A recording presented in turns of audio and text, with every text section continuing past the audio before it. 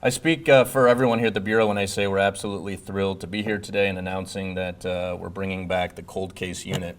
For a variety of reasons, it was disbanded in 2022. Among those reasons, a rise in gun violence and homicides. And so, we had to move around and shuffle some resources. And in talking with Assistant Chief Chuck Lavelle, who was chief at the time, it was an incredibly difficult decision to disband the unit, and that's why we're thrilled to announce we're bringing it back.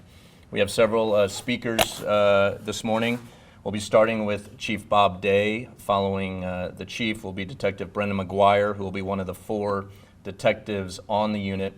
And we also are joined by George Spalding, who he and his wife lost their son Brian to a homicide in 2017. That case remains unsolved and is a case that this cold case unit can now review, now that it's being brought back. So with that, Chief. Thanks, Mike. Good morning, everyone. Thanks for joining us today. I want to thank, first of all, our Detective Division Commander Robinson, their leadership, the ability to secure this grant really is going to be it's a great benefit to us. I want to thank detectives that are sticking around to do that. I understand what it is to come out of retirement, and they have also graciously agreed to do the same and support this program. So I really want to thank both the detectives and the division and the forward thinking of investigations and the police bureau to be able to address this. And when Mike told me we were going to do a press conference, I've been thinking about this for the last few days and about the cold case unit. And I just want to share for a minute that a reflection that I've had towards my position and feelings about how we tackle this going forward. And as I've shared before, we've lost our son in 2016 to cancer, so certainly not a homicide connection, totally different form of loss, but knowing and understanding that loss. And I was thinking about the loss that these families have experienced of their loved ones. And the term cold case just didn't hit me very well. I've shared with the comms team, I don't have a different name, but I want the families to know and the community to know that I don't see these as cold cases. I would not want anybody telling me that my son's loss is cold. And it may seem like a small distinction, but I think it's so important that we remember that what we are attempting to do here is really provide that connection and that closure that is so deserving of the families that have experienced the loss that you see on the screen. So whether we will ultimately change the name from cold case to something else, I don't know. But I just want to affirm the fact that we are, to the best of our ability, very committed to trying to find resolutions and answers for folks. And this grant, at a time of limited resources, limited capabilities, is going to be a huge asset for us. So thank you for that. I'll be around a little bit for conversation. And Detective McGuire.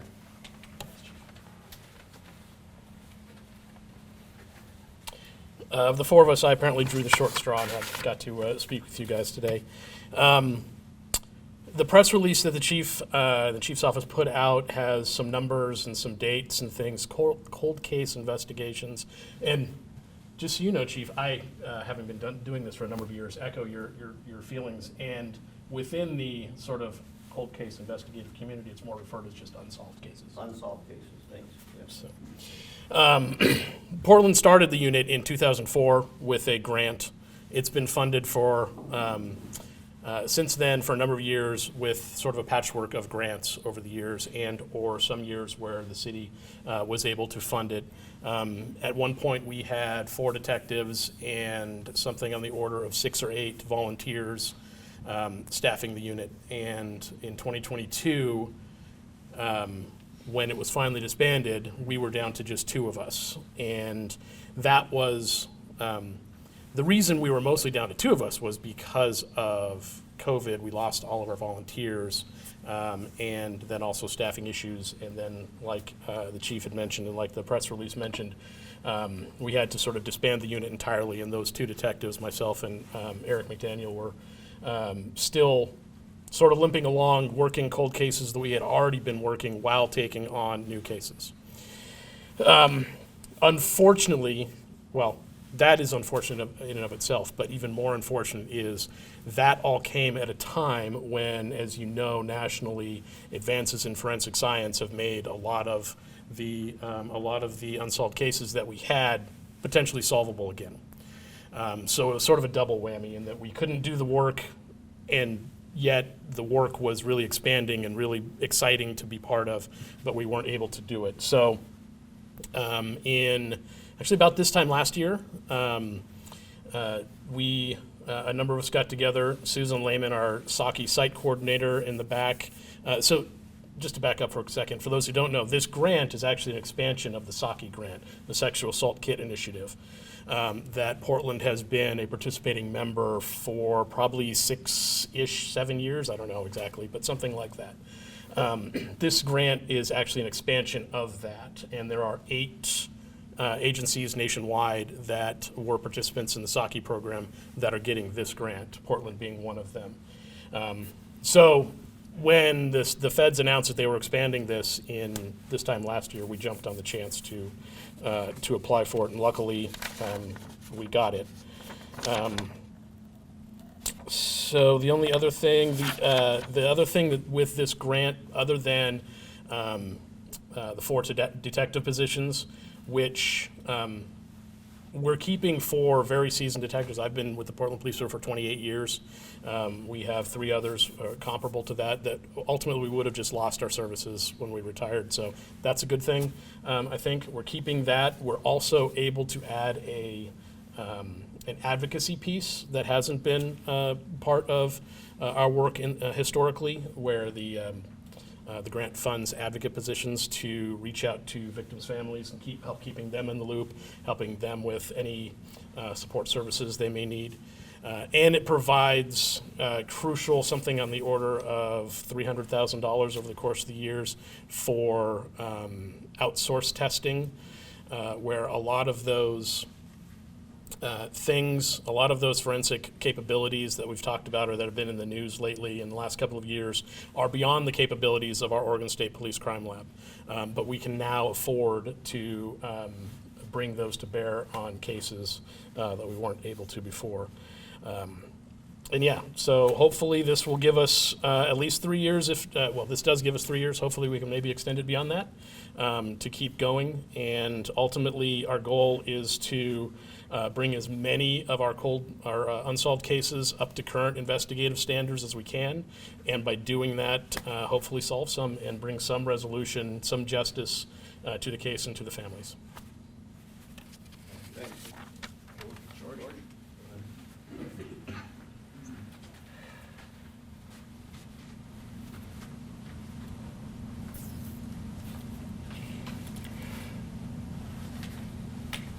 Our family is thankful that the feds have seen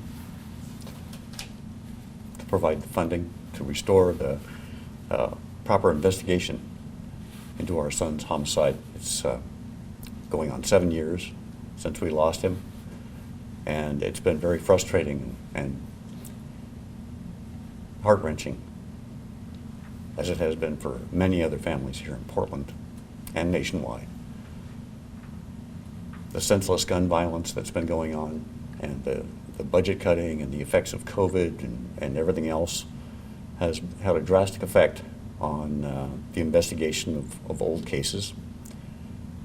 And so we're glad to see that the funding is coming through to get people to concentrate on these cases and solve them, get some resolution to the families. And so we're looking forward to getting some more information about what's going on, and also hopefully there'll be other cases which are getting more information and resolution and closure for the families that have been involved and affected, and the community in general. We are hopefully on track for resolution and healing. And that's what we need. Can I just ask? Yeah. I've talked to you on your porch before. Can you just kind of go through your son? And explain his as much as you can. Well, it was, it'll be 7 years ago, Monday, June 12th, 2017. And our son Brian did not show up for work and hadn't called in. Calls were made, including to us. So we went over to do a welfare check on him, and my wife and I found him shot to death. Worst day of my life. The detectives and criminalists worked the scene for 12 hours, and there wasn't a whole lot to go on, but they pursued it as best they could. And it's gone on for almost 7 years now. And there are other cases as well, but it just, every day we think of him and miss him and think, you know, what could have been, what should have been. We can't bring him back. But Brian was a great believer in personal responsibility. And there should be some justice in his case. And that's what we're hoping for. Responsibility. Everybody should have a high level of personal responsibility. If there was more of that going on, it wouldn't be so chaotic. And compassion. Thanks, George. Thank you. Go ahead. Q&A. Other Can I questions, just ask, comments? 22, the team went away, but when you guys are reassigned, you're still thinking about your cold cases, your unsolved cases. You didn't really let them go away. Can you just kind of go through that? You don't stop thinking about it, even though it's going to shut down. No, absolutely. We don't stop thinking about them. We work them as best we could. Luckily, we were able to, I think I've been up here on a couple of other press conferences we were able to make a number of arrests with the Baby Precious case a couple months, or September, I believe. All these cases, and another case, the Mark Dribbin case back when we made the arrests in 2020. But it was continually worked after because he just pled guilty in November, possibly, I think it was. All these cases were worked as best they could, and you're right. We don't stop thinking about them, and that's why I personally and the other detectives who are now going to be working this, I think, are very, very excited about being able to take all those times that we were thinking about them and actually do something again. How many cases currently are going to be assigned to the unit? We have a ballpark of 300 unsolved homicides going back to the late 60s. And I say ballpark because the cases that we are allowed to work that will be funded by the grant, and historically the definition of a cold case that is in the Bureau policy are a little bit different. So we'll be able to work a little bit more recent cases than were technically determined to be cold cases before. So in the area of 300, and we also have the opportunity, slightly lower on the priority list, but certainly the opportunity the grant will fund working any violent crime, assaults, robberies, arson, those things as well. So we all know that Portland is facing a lot of problems. There's a lot of important issues happening right now. But how important to you, to your detectives, to the Bureau, are these cases compared to, or even if you can compare it to what's happening right now? That's a good question. And I'm not entirely sure. I've never thought about a comparison. So I don't know about a comparison necessarily in the level of importance.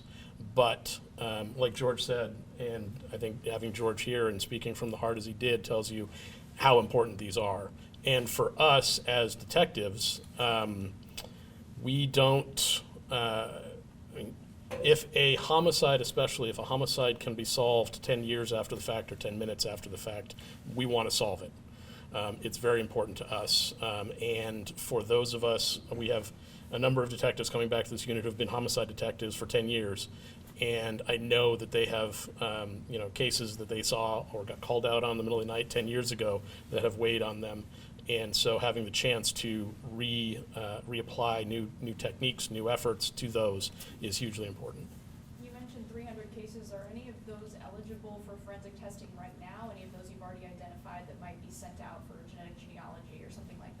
Yes, absolutely. We have, before the unit disbanded in 22, one of the projects we started doing was looking through those cases with a specific eye to forensic investigative genetic genealogy. So we have a list, and we were only able to do a very cursory review, and so I can't give you numbers necessarily. But yes, we absolutely do, and those, even that review back in 22 resulted in 2 other cases being sent off, and one will probably be able to announce a resolution within the next month or so. But yes, so that is something that we do have cases right now ready to go, not only for genetic genealogy investigations, but just new DNA processing and things separate from genealogy that just may be able to be worked on older cases. Does this mean staffing is getting to a point where you can open up, because you open up the traffic team? If you want to address that at all, we're at a point where. Yeah. So, well, these 4 detectives have come out of retirement to do this. So, they're in addition to. We currently have, I think, about 10, Commander Robinson's here, we probably are right around 10 or 11 detective vacancies. And as well as, additional vacancies in other places. So from a staffing standpoint, into the prioritization conversation, right, it's as I've said many times, about resources, time, money, and people. We have had good success over the last couple of years around recruitment, hiring. We're seeing an increased amount of interest in people returning to the profession of policing, which we're appreciative of, as well as specifically to the police bureau. We just hired, 19 folks last month. We have another hiring ceremony we're talking about in April with a goal to hire 80. I still think that this year we're going to see a substantial amount of retirements, but I'm kind of hoping that this is the year where we sort of bottom out, and then in 2025 we can start to see an increase. So we're still working well below the required needed number, but we're constantly evaluating every day organizational needs, community priority, and expectations. That's what makes this grant funding such a benefit. I mean, we still have a number of officers working detectives working homicides. We still have a full court press on our gun violence reduction, but we're trying to be more efficient. Today we're combining some of our neighborhood response teams that are in the various precincts. They're all working downtown today. Last month I think they worked all out at East Precinct. So short answer, no, we don't have more bodies. Long-term answer, we're trying to be more efficient with what we do have, and we are trying to build back to a number that can be more applicable to the city our size and the challenges we're facing. Have there been any advances in forensic technology or any other tools that have developed over the past couple of years while this unit has been out of service that you'll now be able to avail of? Brendan? Sure. Thanks. There have been, and when we can do things now, or we can't. The forensic science community can do things now, like they can get DNA from hair samples with no roots. Historically, all my career, we've been told that if a hair sample didn't have the root from the hair, you're not getting any DNA from it. And so there's homicides going back all those years where detectives operate under that working theory that we can relook at now, because that's changing. Within the last couple of years, the community's been able to start getting usable DNA samples from fired shell casings, which again, for all of my career, we've been told you can't do that. And so things like that have happened in the last handful of years. And it's not that we haven't been able to, or we haven't used those techniques on cases at all because this unit's been gone. Those techniques have been used on active homicide cases and shootings and other gun violence cases and things like that. But yes, we can now start looking at these older cases and applying those techniques to them that we never even would have thought of 5 years ago. If I remember correctly, before the unit was disbanded, it relied maybe heavily, but maybe not heavily, on retired detectives who were there volunteering to look at the evidence and to comb through that. Will that happen again? At this point, that's not part of, that's not a portion of what we're looking at, and you're right. The original model was we had retired investigators looking, basically doing the case reviews, and then if they saw any opportunities, it would get passed to an active investigator to take on. At this point, we don't have that built into the model. I don't know if it's sort of perhaps beyond me and our supervisory ranks to determine if we're going to look at bringing volunteers on again, but at this point, that's not part of the equation. You talked about the funding and the manpower, now these new forensic capabilities that'll help aid this unit. But we've also been told that a lot of times just, these PSAs, crime, tips, do bring in a lot of helpful knowledge. Is that part of this model? Are you guys going to be, doing press conferences like this to rely on the public to help bring some of these cases to a close? Yes, and we actually wrote into the budget for the grant a portion for community outreach. And exactly what that's going to look like, I don't know. You see the cards that we developed in the past. We've done billboards in the past. We do press conferences when we do have a case announcement. Exactly what we're going to do is not really fleshed out, but we do have additional money built in the grant for community outreach, and soliciting any tips from anybody who knows anything is always important, yes. When does this officially start? Is this today? Is this March 1st? Is this? January 1 is when we officially, Okay. yes, sort of got up and running. So this has been going on for a couple months? Yes. No solving any yet? Like I said, I think we'll probably have an announcement in the next month or so on one, but no, nothing. I do believe, Commander, correctly, there was a suspect arrested in the South Waterfront shooting from a couple years ago that the cold case unit had a role in. Yes, Commander Tim Robinson, detectives. There's been a couple cases recently that have been solved by members who are of the cold case unit who are have since retired. I think the one we talked about was Baby Precious, who did that one while you were still here.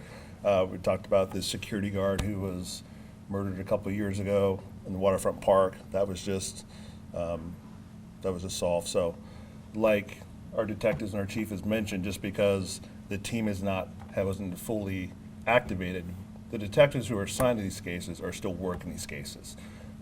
It matters to them, it matters to the victims, it matters to the community. So we have not stopped and we will not. Another question? I want to thank everyone for coming. Again, this is incredibly important work for the Bureau. Jim, to kind of go back to your question on the number of cases, we're in the neighborhood of 300 for homicides, but if you loop in the missing persons and violent crimes that are still within the statute of limitations, we're somewhere in the ballpark of 1,800 cases. But obviously the priority is homicides, so for your reporting purposes. And before you take off, please make sure you take note here. These are a lot of the faces of victims of cases unsolved that we hope to bring closure to. So thanks for joining us.